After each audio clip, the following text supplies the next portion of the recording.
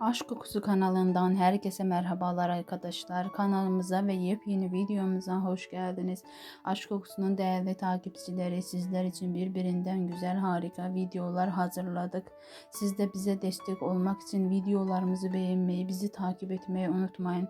Arkadaşlar, yakışıklı oyuncu Burak Özçivit ve onun güzeller güzeli eşi Fahriye Evcen'den çok güzel fotoğraflar geldi.